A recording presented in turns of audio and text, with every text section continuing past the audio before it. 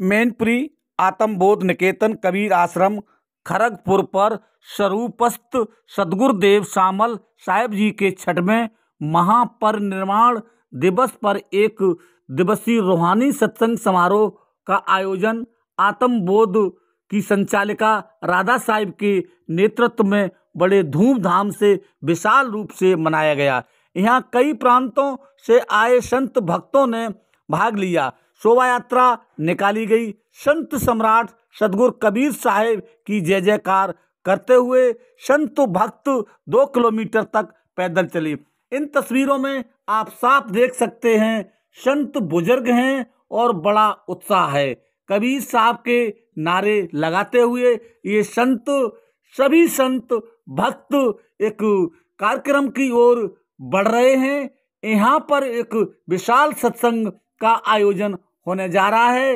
इस कार्यक्रम की संचालिका राधा साहेब, निर्णय साहेब और बनारस से आए उमेश कबीर साहेब, यहाँ तमाम संत भक्त इस उत्साह के साथ इस समारोह की ओर बढ़ रहे हैं और भक्तों को शुभ आशीर्वाद भी दे रहे हैं। संतों में बहुत उत्साह है। बनवारी साहेब, महंत विनोद साहेब, हरिओम साहेब, महंत निर्णय साहेब अम्बाला, रूल साहेब राजस्थान, महंत देव नारायण कुरुक्षेत्र हरियाणा, ज्ञान साहेब साध्वी, अंजलि साहेब, कृष्णी, सुदैन सिंह, ये सभी लोग इस कितनी उत्साह के साथ चल रहे हैं और इस सत्संग समारोह की ओर बढ़ते हुए जा रहे हैं। सत्संग समारोह में तमाम भक्त, सैकड़ों की संख्या में भक्त मौजूद हैं। अब संतों के प्रवचन सुनिए, क्या कहा है संतों ने। आप देख सकते हैं भजन कीर्तन भी हो रहे हैं, ढोलक भी बज रही है, मंजीरा भी बज रहा है, हारमोनियम बज रहा है। महिला पुरुष भक्त इस सत्संग समारोह में बड़े शांतपूर्वक उत्साह के साथ बैठे हुए हैं। इन तस्वीरों में आप देख सकते हैं किस तरीके से लोग सत्संग का आनंद ले रहे हैं, ताली भी बजा रहे हैं, सब बैठे हैं मनमुग्ध।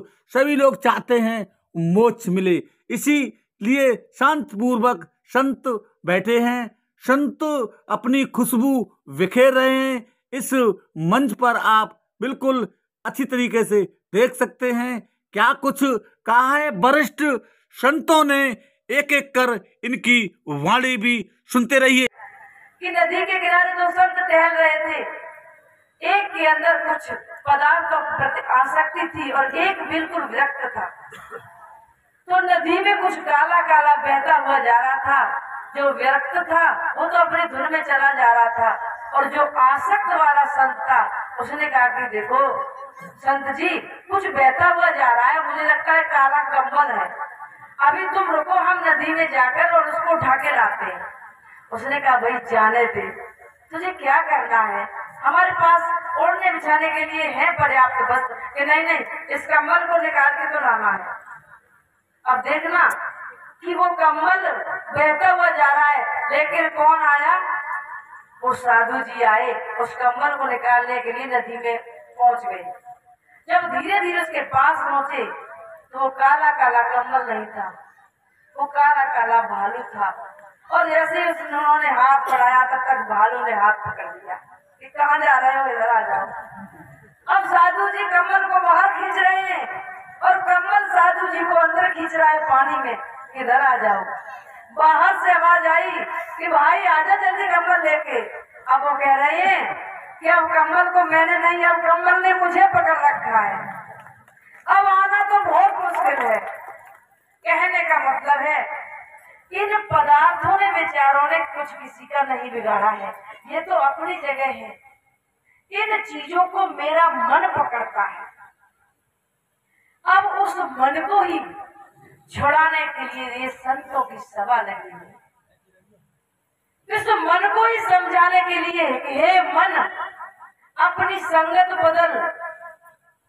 और करना क्या है, हमारा तो साफ कहना होता है। कोई कहे कि महाराज जी हम भजन क्यों करें, कोई कहे कि हम दीक्षा क्यों लें, हम क्यों सत्संग सुने। तो मेरा भी यही सवाल होता है कि बिल्कुल जरूरी नहीं है, लेकिन अपने मन को पूछो क्या तुम्हारा मन शांत है? क्या तुम्हारा मन प्रसन्न है? क्या तुम अपनी स्थिति पर सुखी और बिल्कुल शांत हो? ऐसा नहीं है तो फिर क्यों नहीं संतों की शरण में आ जाते? और संतों की शरण में आना क्या है? मेरा अपना विचार बता रहे हैं कि कोई ज्ञान पूछता है, उसके लिए बहुत से लोग तो यही कह देते कि ऐसे कैसे, फलाना दिन दीक्षा लो, इतना सामान लेके आओ, इतनी विदाई लेके आओ, ऐसे ऐसे ये काम करो, तब ज्ञान बताएंगे। और इतनी भेंट पूजा दो। फिर तो ऐसा लगता है कि उन संतों को निश्चय ही कोई फैक्ट्री, कोई बिजनेस का कोई और कार्य करना शुरू कर देना चाहिए। साधु होकर 24 घंटे यदि धन की तरफ दृष्टि है, कमाने की इच्छा है, प्रॉफिट की इच्छा है, इससे अच्छा तो कोई बिजनेसमैन होता तो सारा संसार उसकी तारीफ करता कि फलाने व्यक्ति ने देखो कितनी प्रोग्रेस की, कितना उसने अपने जीवन में ऊंचा उठा, कितनी बाप की संपत्ति मिली थी और देखो उसने कहां से कहां पहुंचा दिया। ग्रस्त होके और उसको यदि बढ़ाते तो तारीफ के पात्र होते, लेकिन साधु होके और दृष्टि हमारी उसी धन की तरफ है। संतों के भी कैसे कैसे नियम और कैसे कैसे तरीके हमने देखे हैं पैसा पैदा करने के, समझ में नहीं आता। मेरे गुरुदेव ने साफ यही कहते थे कि राधादास, गुरुदेव के पास एक कमरा था और वो भी कमरा कैसे बनाया था, उन्हें डॉक्टरी का एक हुनर पता था। तो अपने 100-200 रुपए की दवा रख के मरीजों को देखा, कह रहे थे गुरुजी कि मुझे न मांगना है न कोई ठगना है, अपनी मेहनत करके और एक कमरा बनाया। एक संत आ गए, शारदानंद जी, उन्होंने कहा कि भाई आपने तो कमरा बना लिया, मेरा क्या होगा? कि चलो कुछ दिन और डॉक्टरी की, उनका कमरा बना दिया और जिस दिन दोनों कमरे बने यही आश्रम में पीछे बने हुए, उसी दिन वो बंद कर दिया। फिर सेवा की। हमने पहली बार जब हॉल बनाया तो मुझ पे बहुत डांट पड़ी, सच बता रहे, गाली भी दी। क्या कहा, राधादास तू पागल हो गई है क्या? ईंट पत्थर में दिमाग लगाने के लिए तू साधु हुई है? साधु क्या है?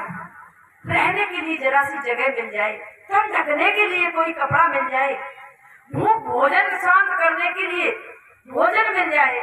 एक टाइम साधु होने के बाद 30 वर्ष तक शरीर रहा गुरु जी का, एक टाइम भोजन किया सुबह की सुबह 24 घंटे में।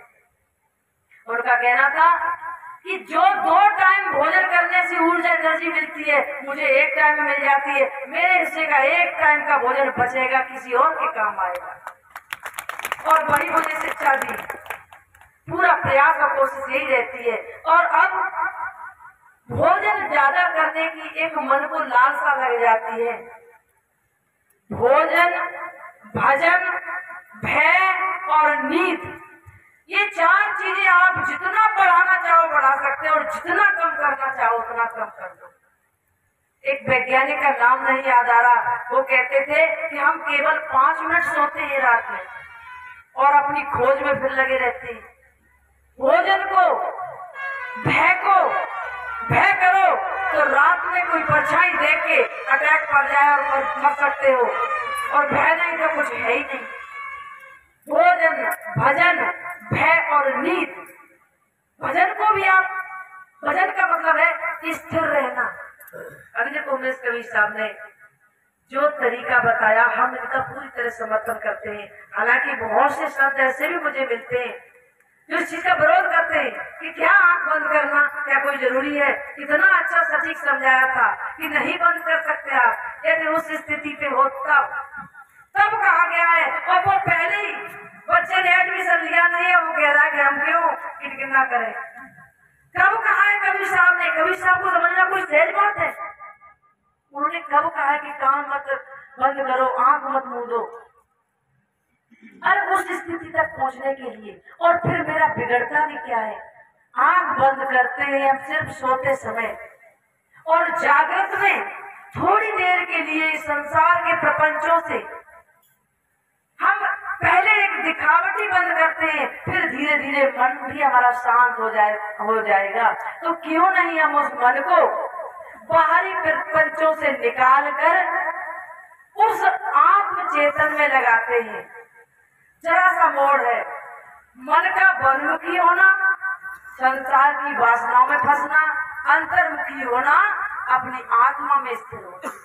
साधना का जो मुझे मेरे गुरुदेव ने बताई है, उसका अंतिम सूत्र यही है कि अपने आप को स्थिर करो, चाहे आंख बंद करके करो, चाहे आंख खोल के करो, चाहे चलते फिरते करो, और चाहे बैठ के करो, चाहे आसन लगा के करो, और चाहे कोई काम करते हुए करो। सिर्फ मन को स्थिर करना है, विचारों से स्थिर करना है, संकल्प विकल्प उठाने से स्थिर करना है। और इस मन का और हमारे नेत्रों का बहुत घनिष्ठ संबंध भी है। ये मन आंखों के द्वारा इस संसार में ज्यादा भ्रमण करता है। यदि आप आंख बंद कर लोगे तो निश्चय ही 80% आपका मन अपने शरीर में अपने अंदर आ जाता है, और 20% फिर वो अपना जो चिंतन करता है वो गुरुदेव की युक्ति से, अभ्यास से। कितना अच्छा अभी बताया था कि अभ्यास ही गुरु है। गुरु तो एक शब्द बोल के चला जाता है, शरीर छोड़ जाता है, लेकिन अभ्यास आपका गुरु 24 घंटे आपके साथ रहता है।